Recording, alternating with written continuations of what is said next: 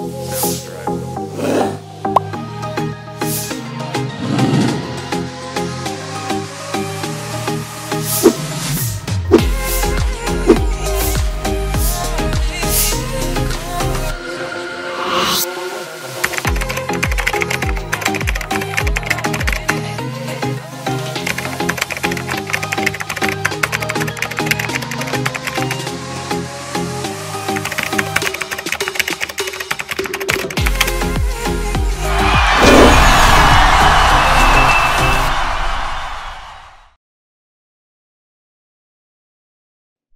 Hello dear students, welcome back to EduHunt video lecture series.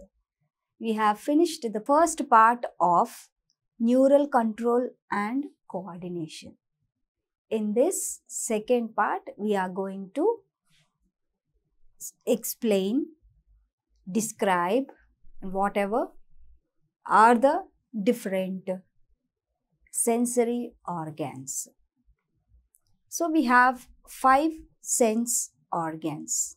What are they? Yes, that is, first one is the eye, nose, ears, tongue and skin. These are the 5 sensory organs present in the body. And what are the sensory organs? Sensory organs are the organs which receive the signals, which receive the senses, that is external signals, and after capturing the signals, they respond to the stimuli, the signals in the form of stimuli. The external stimulus, when we give an external stimulus, it will go to the sensory organ and according to that, it responds. For example, our tongue is a sensory organ, and if we eat sugar, we enjoy the taste. If we eat a bitter gourd, if we take a medicine, we express that the taste is not acceptable, that is not good. So these senses are being sensed. These stimuli are being sensed by the organs, are sense organs. Let us see the sense organs. Sensory organs, these are also called the receptors. These are receptors and can be exteroreceptors and interoreceptors. Exteroreceptors are external receptors which receive the signals. For example, these are present on the surface of the body. For example, eye and ear. They are also known as teloreceptors. Teloreceptors, and they perceive signals. From the distant stimuli. The exteroreceptors.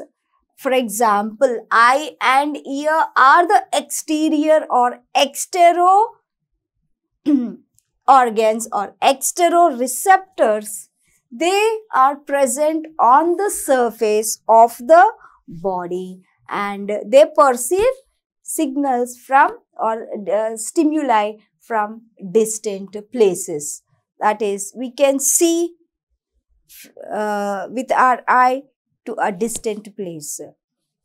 And if a light falls from a distant place, immediately we close our eyes. That is the response shown by the eye. And interoreceptors, that is present in the visceral organs, internal organs, like the receptors which are present in ligaments. First one is the ligaments and like tendons related to muscles and also skeletal muscles. These are and these are present in the limbs, like while walking, while writing. These muscles, they respond. These muscles contract and facilitate the locomotion of the body. So these, the limbs, and they detect change of the position of the body, are the proprioceptors. The exteroreceptors are the teloreceptors. These are the teloreceptors.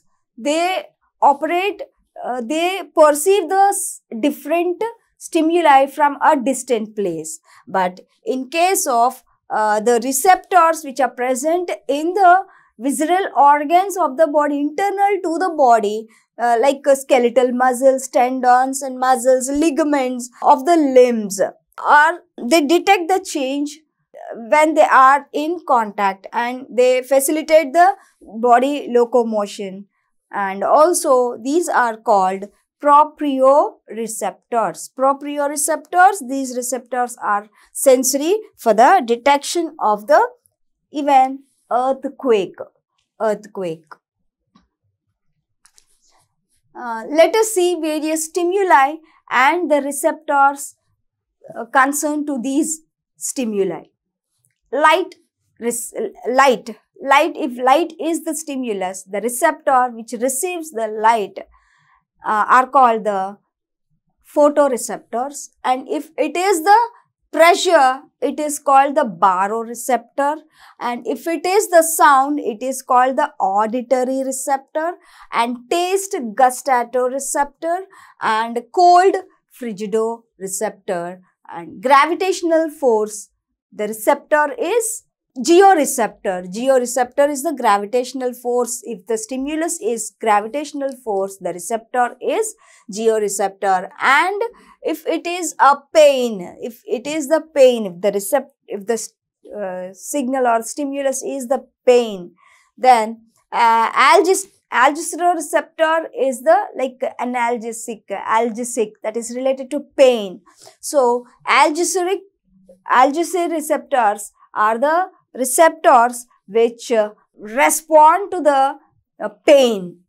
These are analgesic receptor. And if it is the stimulus is temperature, then they are called the thermoreceptors. And if it is a smell,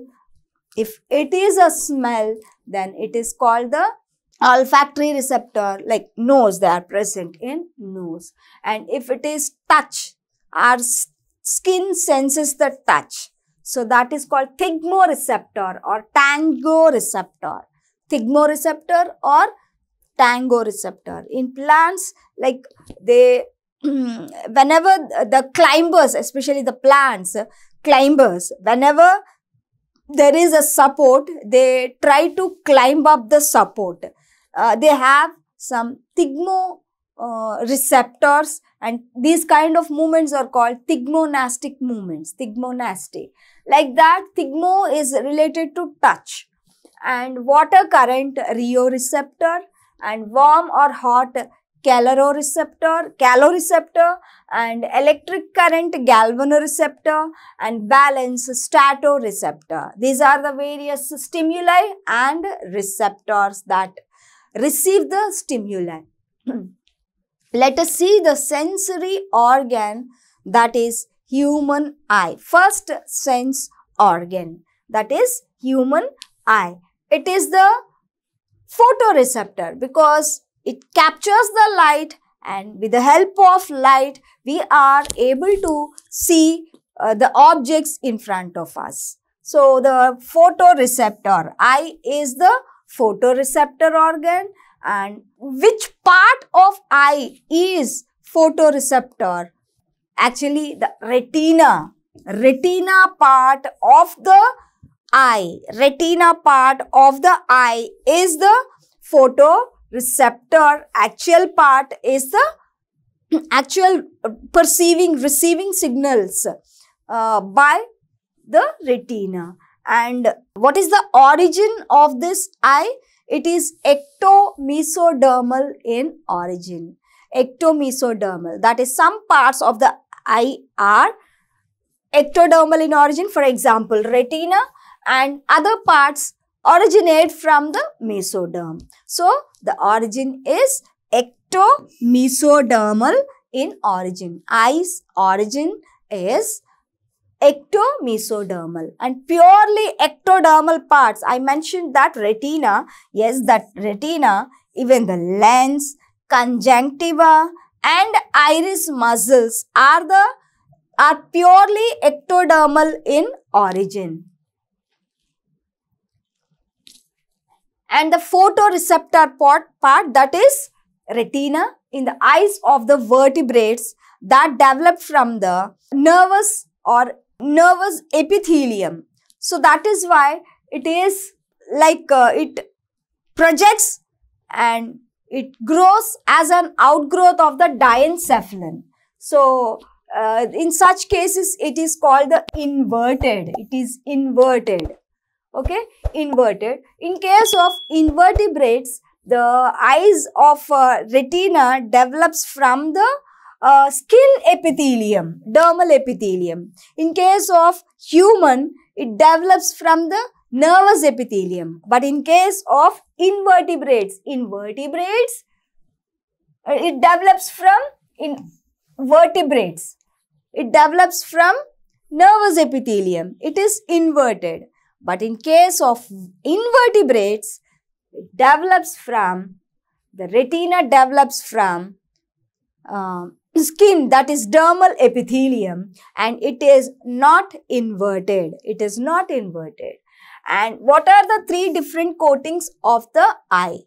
Let us see the three different coatings of the eye. The first coating is called the scleroid, and second coating is called the choroid, and the third is called the retina. Scleroid, choroid and retina. These are the three coatings of the eye, especially the eyeball.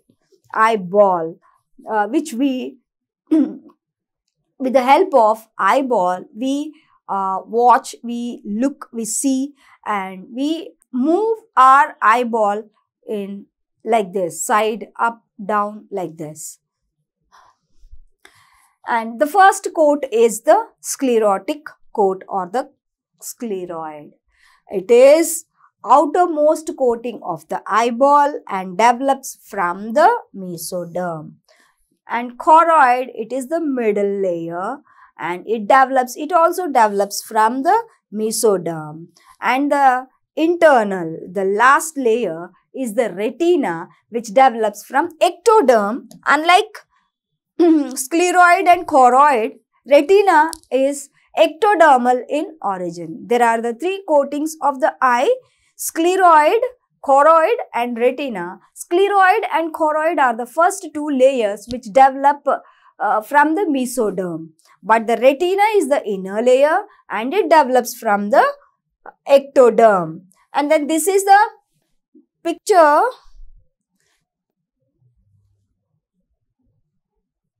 This is the picture of the eye.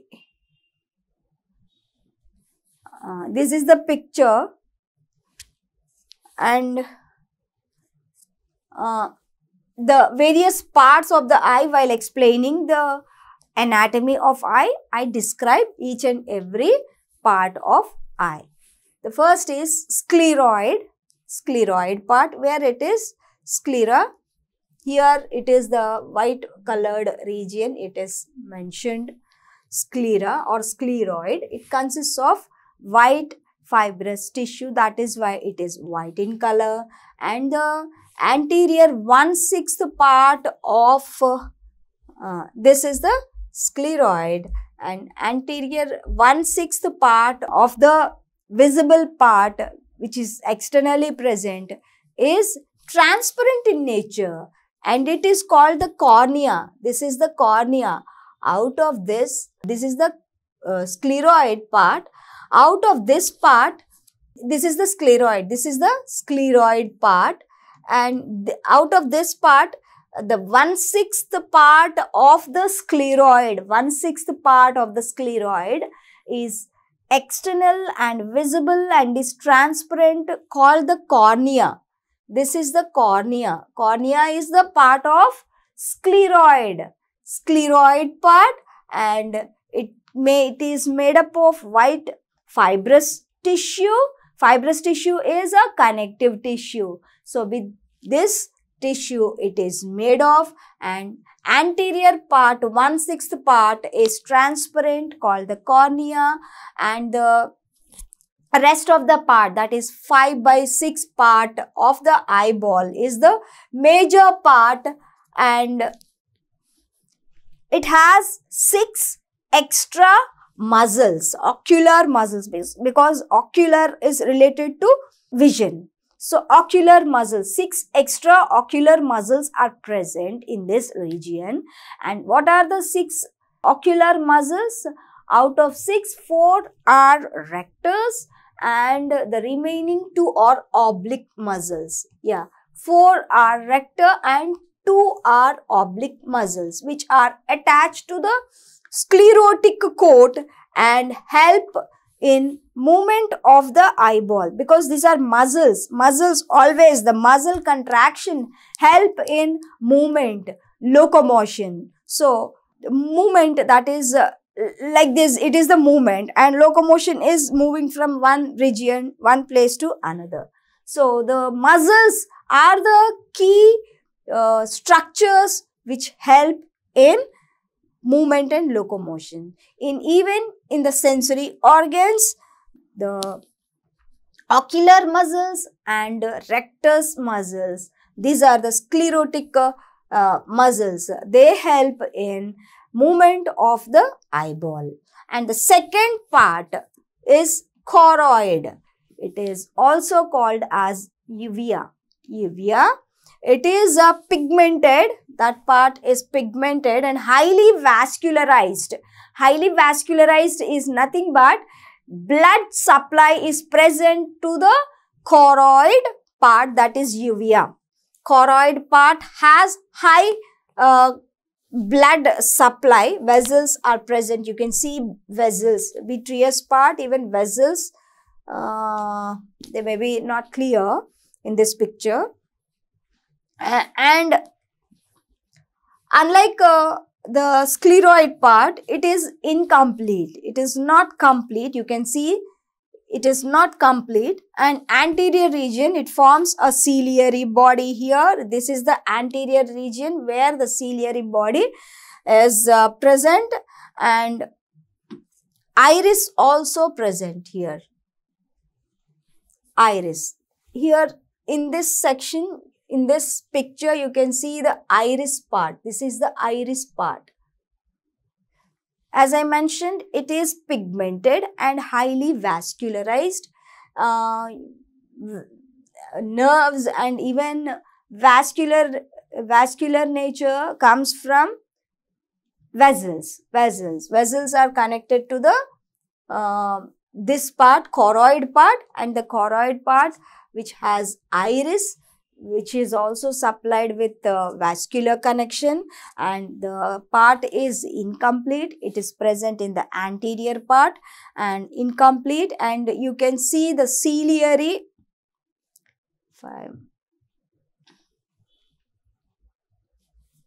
Here you can see the ciliary bodies,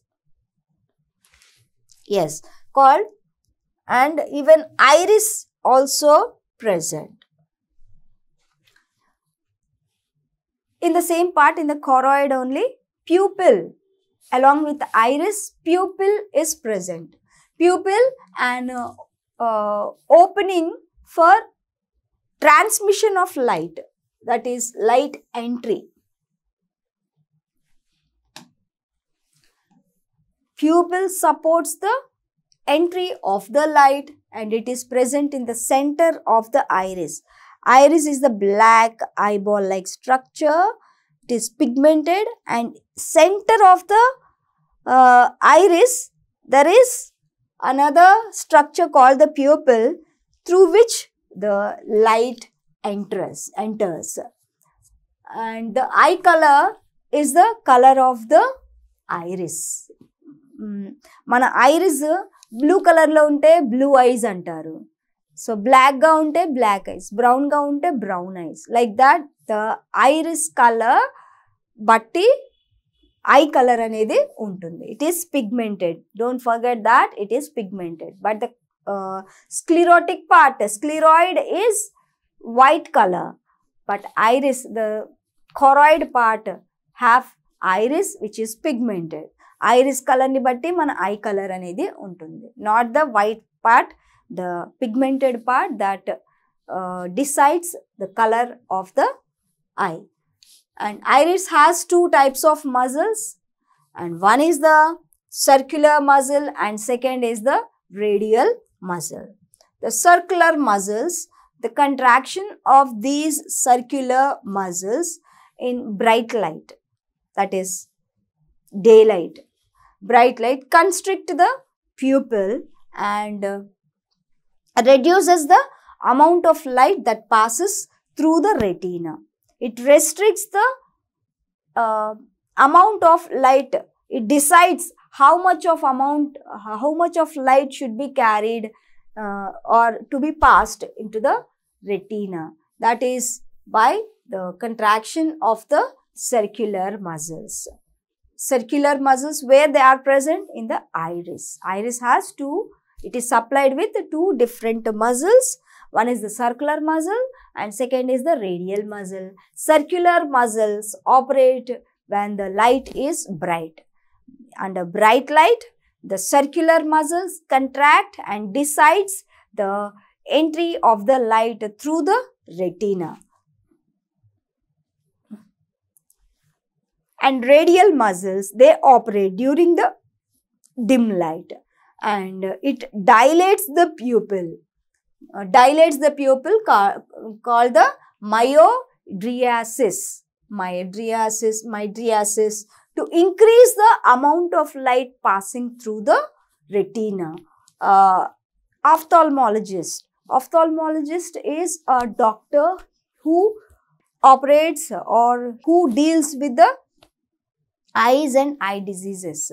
మనకి eye checkup అది చేస్తారు కదా, not in the what we call ఆప్టికల్స్లో చేసేవాళ్ళు కాదు. Actually he is a doctor.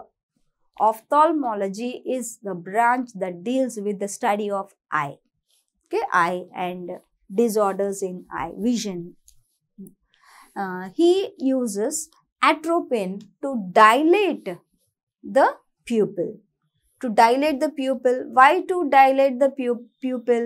Pupil ne enduku dilate cheyali? To pass more amount of light through the retina when the light is dim. డిమ్గా ఉన్నప్పుడు ఎక్కువ amount of light pass అవ్వాలి. Bright లైట్లో circular muscles contraction వల్ల తక్కువ light, ఎక్కువ light అయితే మనం చూడలేం. సో రెస్ట్రిక్షన్ ఉండాలి. సో సర్క్యులర్ మజిల్స్ అప్పుడు బ్రైట్ లైట్లో సర్క్యులర్ మజిల్స్ ఆపరేట్ అయ్యి they restrict the amount of light and that is received by that is passed through the retina.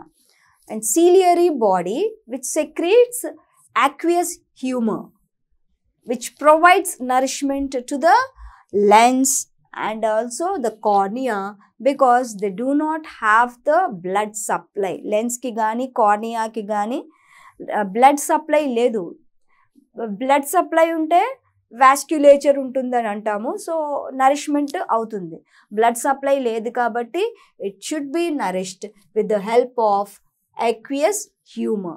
Ciliary body, it secretes aqueous humor which nourishes the cornea and the lens. The two chambers which contain aqueous humor are anterior chamber and posterior chamber.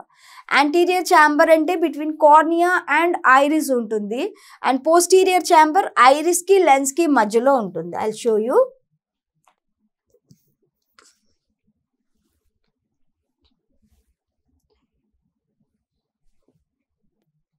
See, this is the uvea,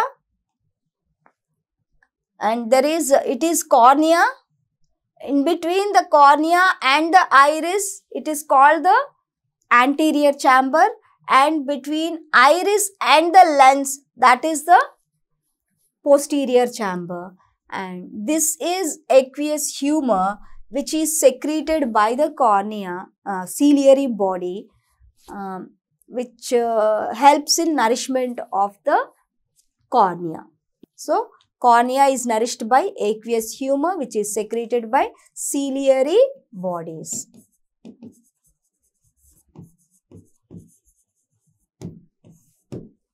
okay, ఇప్పటి వరకు చెప్పింది అర్థమైంది అనుకుంటున్నాను. Next సెషన్లో ఇంకొన్ని details మనం discuss చేసుకుందాం. Have a good day.